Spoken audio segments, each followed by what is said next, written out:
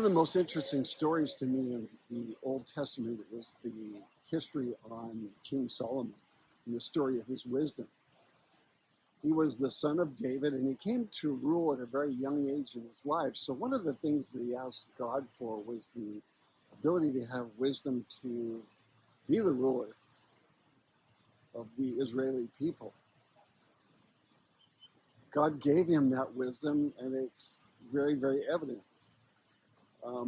Let me back up to say that some people wonder if King Solomon ever existed. Some people wonder if Jesus ever existed. But all you have to do is take a look at the written record that's in the greatest book that was ever written, the bestseller of all times, and you can see the words of Jesus, and they're just amazing. I mean, if you had time, you had 1,000 years to think up some of the answers that he gave spur of the moment, you'd never come up with the sayings that he came up with. But our focus this morning is on Solomon.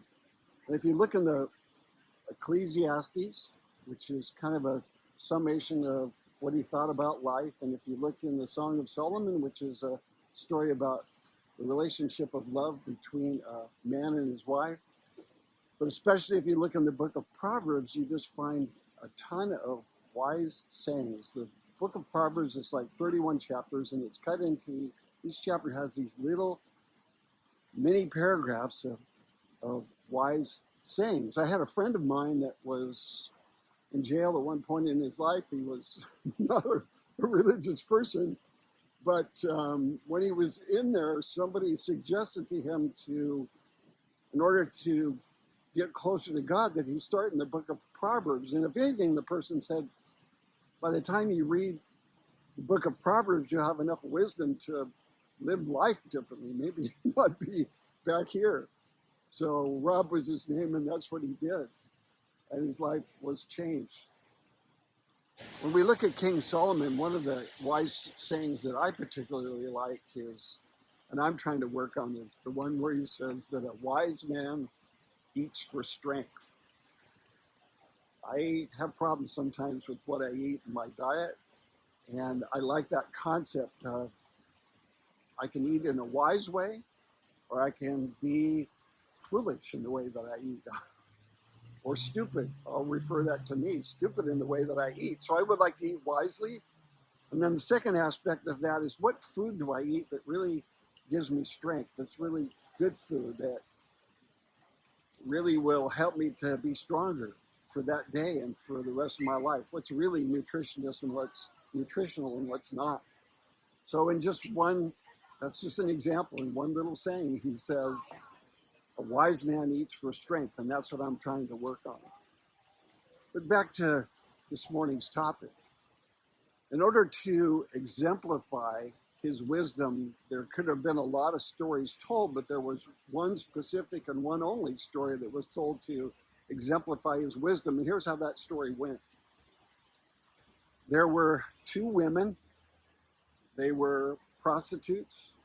They lived alone in this household, and in the course of time, and probably implying their trade, both of them got pregnant. The interesting thing was they both got pregnant within probably about 3 weeks of each other, and they decided to go full term with their children.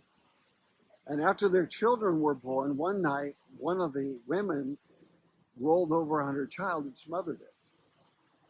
What she did is not very kind, to say the least. She took her dead child and went into the room of the woman who was sleeping and exchanged the children and took the live child back to her bed. In the morning, when the other woman woke up, she looked and saw that her child was dead, and as the light began to pour into the room a little stronger, she looked at the child and realized it wasn't hers. She came over to the other room, saw her child was with this woman she was alone in the house with, and this argument ensued, obviously, between them both, and I wouldn't have wanted to be there. It must have escalated pretty strongly. So what happened is that perpetrated out into the neighborhood. People heard of the story. They tried to offer counsel, but nobody was there. Nobody knew who the original father was. You couldn't tell genetically who was who. There were the stories between both of them And all that was left was, of the evidence, was that there was one child dead and there was one child alive.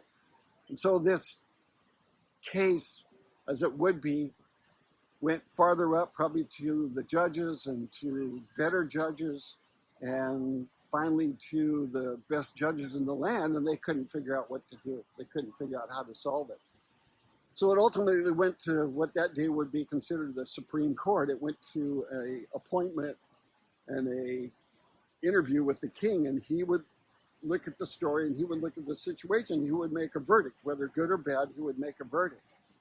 So the case came before Solomon, and he heard the women, and at the very end, the arguing again came to pass. It's my child, no, it's mine, and it just escalated, and he just called a stop to it.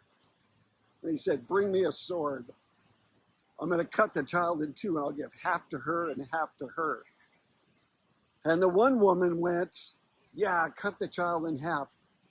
The other woman said, wait, just a minute. She said, let her have the child.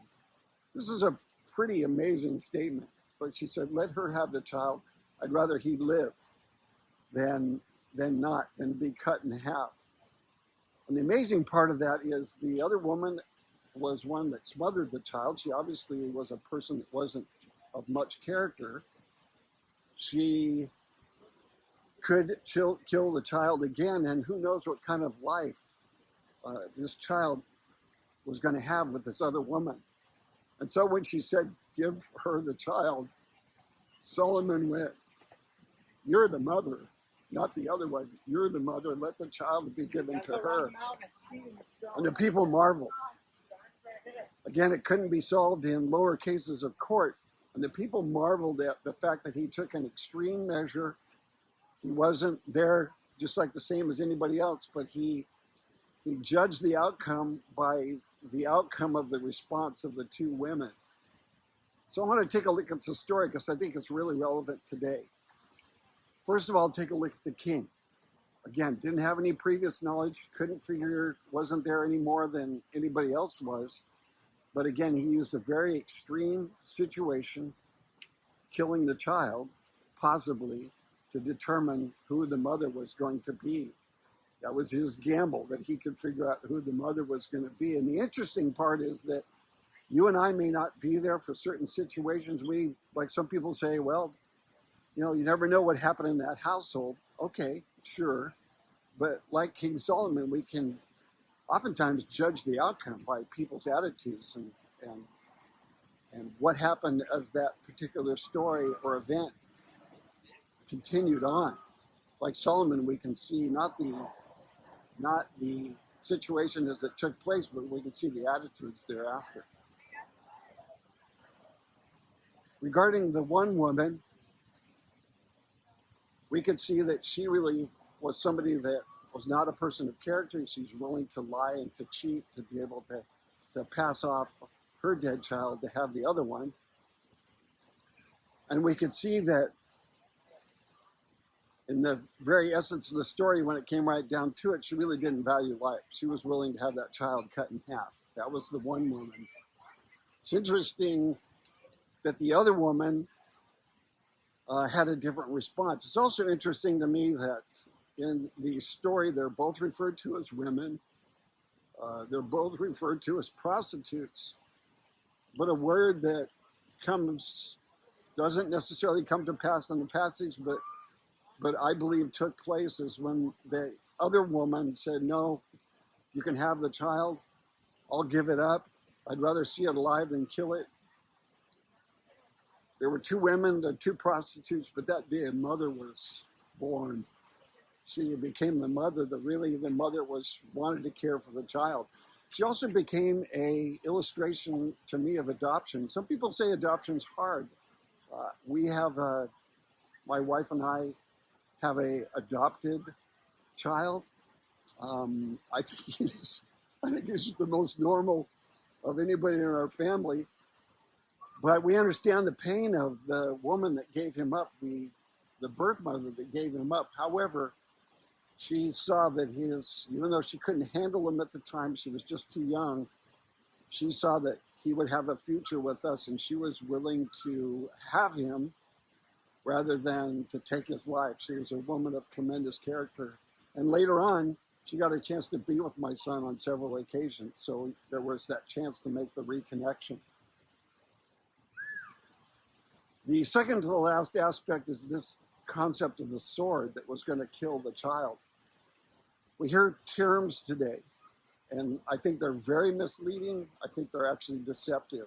One of the terms we hear is a woman has a right to her own body. So think of this. If I was to meet any woman or any man on the street and say, look, I need to take 6 to 9 pounds out of your flesh, I need to perform a surgery and operation to take 6 pounds from you, because let's say I'm just doing it, which I think fits the story, but let's say it's cancer or whatever. So I can't take your heart or I'd kill you. I can't take your liver. There's organs that are vital organs. I could take an eye, but that's not going to be anywhere near 6 pounds. So eventually you'd have to choose, but maybe it's going to be an arm, a leg, some significant part of your body to get the 6 pounds to 9 pounds. Liposuction doesn't count in this case. That's what would have to happen. It would be a very drastic measure. So look at it in these terms. When a woman goes in to have the removal of a child from her, and she walks out and maybe can play tennis later on that week or do something else or be perfectly normal as she goes back to her job, that wasn't her. Again, if I removed 6 to 9 pounds from her previous to that, it would have been something maiming or disforming or very radical. But when she can go in, remove 6 to 9 pounds and walk out free of care, that's just a complete evidence of the fact that that's not her body. So a woman does have a right to her own body, but the other person that's inside of her has a right to their own body as well.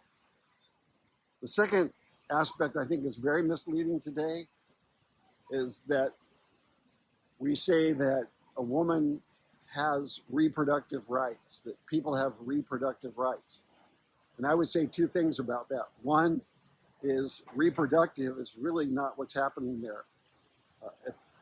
It's not giving birth to more children or being reproductive. It's actually the counter. It's taking away somebody from existence. The second thing is reproductive rights. Again, the rights of who? Is it the right of the woman, or how about the other person that's involved, the one that's not a part of her body? Where are the rights of that individual? So those 2 concepts, those 2 terms, I think are very, very misleading. The last aspect of this story that I think is very, very key and that is missing today, and I think it's the strongest point, is somebody that wasn't there, that should have been there, and is not even mentioned in the story. And today it's the same application. And I would say this. I would say that, in my opinion, women get beat up today for this whole aspect of abortion. It's just laid at their feet, and they're a good person or they're a bad person, depending upon the outcome. But just imagine you're in a situation where you don't have the financial resources, it's not the right time in your life, and you're left alone to make this decision. And I would think under those circumstances, a lot of us would make a poor decision. So who's missing from this story, and who's missing from the story today? I think the biggest thing that's overlooked is where's the man? Where's the man who also has the responsibility for this life, for this child? Where's the man that's allowing this situation to happen to his own? Where's the man to take the responsibility for the provision and for the future of the woman and that child? I think that's the question that I've the answer today is where's the man, and quit laying this burden at the feet of women and giving them shame and a bad reputation if they don't act in the best way. When the guy's in the background, not even in the background, he disappears, and he never acted in the right way, and he put her in that position that was very, very compromising and damaging to her life, her future. King Solomon was a wise person. I don't think he was going to kill that child, but in his particular culture, cutting a child up was just, I mean, it was unimaginable because of the value they had on children. I think the same is today. So I hope this story is instructive. I hope it gives us some concept of what wisdom really is. And this particular situation, again, was used to show what a wise king that he was. I hope the same would be today for us. My name is Ken Conley. I'm the author of a book called The Forgotten Option. In all that we say and do here, I hope it's instructive and I hope it's helpful to you. Thanks for watching.